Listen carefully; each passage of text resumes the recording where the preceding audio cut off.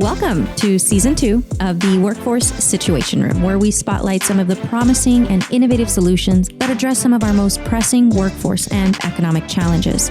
Our mission at Workforce Solutions Borderplex is to power businesses to prosperity by empowering people with tools and opportunities to reach their potential in the workforce. I'm Bianca, your host, and I stand alongside our ladies of leadership at Workforce Solutions Borderplex with Leila Melendez, our CEO, Alma Aranda, Workforce Development Director, and Karina Castillo, our Senior Research Analyst. In this room, we all believe every situation has a solution. For today's episode, here's the situation. We are off the clock, but back to school, this time at Hanks High School with the Hanks Night Players. I'm also here with the wonderful theater director, Selena Nevares. And you might actually recognize some of these faces from the Rise and Grind series that we did last fall. And this time, we're actually gonna give them an opportunity to mouth off. Oftentimes, we think as grown-ups that we know what's best, whether we're trying to be parents, teachers, or workforce developers, but we haven't really had an opportunity to hear them and what their core needs are, especially after what happened with the pandemic. And I'd like to start with Bree, just because she did work with us a little bit when it came to the Rise and Grind, and we did see firsthand what that experience was like during COVID while we were trying to film the series. So I know, Bree, that the experience with, half of your high school career was impacted by COVID. How have you acclimated a little bit more to the normalcy, I guess, and how are you feeling now? Well, as someone who is immunocompromised, and COVID was really scary for my family and I never really got to really return to normal. I still wear my mask every day, and the only time I take it off is for filming and stage occasions. So mentally it's kind of a reminder that I'm not always as well as the other kids, and it has been hard to see that every day. And I didn't know that you were immunocompromised. Thanks for sharing that. What would you need from your environment, whether a school environment or a work environment, knowing that these are the risks that are out there and that you still have to kind of worry about things? Well, especially at work, I don't get to have my mask on. It's nice when there are accommodations put in place that are like sanitization, spacing out, and having ventilation in areas, but that's not always available, especially not in classrooms or indoors. Good to know. Does anybody else have anything to share as far as what it's like to have maybe gotten used to the new way of life after COVID? Anybody want to share anything? Keenan.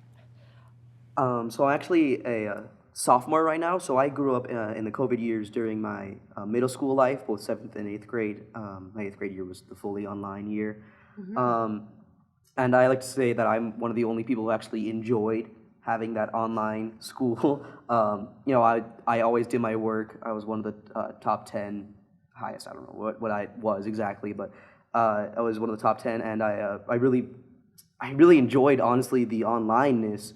But going back, it's really different trying to get back to the old ways of school, because now you have to learn how to go with your classes again, and just go back to being normal.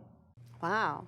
Okay, thank you. Thank you for sharing. I really feel that online learning highlighted the kids that were able to motivate themselves and be responsible to do the work on their own, but it also showed us those kids that are really lacking those skills to be able to guide themselves. So now that we're back in school, do any of you feel that now your plans for the future have changed since, from what they were before COVID? What do you think, Claudio? So before quarantine happened, my freshman year, I was really planning on going to UTEP, majoring in music, and doing most of my classes online, because I genuinely thought being at home doing work would be a very fun thing to do. But once quarantine started, and once I had to be completely isolated at home, that got me thinking how much I actually don't like not being the center of attention, don't like not being able to socialize with people. And so now, because of all of this that's happened, I actually want to go into the medical field, and I want to help people out so nothing like this can ever happen again. It's awesome. So did anybody else have any kind of shift? Sam, give me a little bit of info. I started, quarantine happened at the end of my freshman year, and then I had absolutely no idea what I wanted to do. I was super unmotivated in school, and in finding a job to do in the future, I had no idea what career I wanted to go into. And I had barely started theater at that point, and then over quarantine, I realized how much I missed theater, specifically out of everything I had done in school. I missed being with people, I missed working behind everything, and I realized that I really wanted to do theater as a career. And it also showed me how Nevadas had said earlier, that I'm not one of those people who could self-motivate at home, because I thought I would be able to take online classes in college, but I realized I can't. I need the in-class connection with people. I like being there and being motivated and having that pressure put on me and having to turn in my work in class. And not forgetting that these students went through something extremely unique in terms of crisis, health-wise, economic-wise, through COVID in the past couple of years. I think it's really important to recognize what strength means to them. So I do want to start with you, Selena, given you're an educator and you went through it, with having to be a homeschool mom. I mean, you're dealing with your child at school, you're dealing with these kids at school, through the online, through all of it. When's the last time, after all of that, that you felt strong, given your new definition of strength? Honestly, these kids help me to feel strong every single day. I might not feel it at the beginning of the day, but by the end of the day, when you get through it and you do whatever you're supposed to be done, that's where that sense of accomplishment comes from, and that pride and that motivation to continue and just keep going, because literally failure is not an option. You gotta make it happen. Success has gotta happen. So I'm super grateful for my position, my job, and being able to be with kids like this every single day that just show us how much hope there is for the future and how great things can be. Awesome. Let's hear from Claudio. So the last time I felt strong, honestly, both physically and mentally, was probably this past summer after just a year of getting through weird high school, coming back from quarantine. Only because during that point in time, I was like able to actually like start working out and start working on like myself and the way I wanted to look.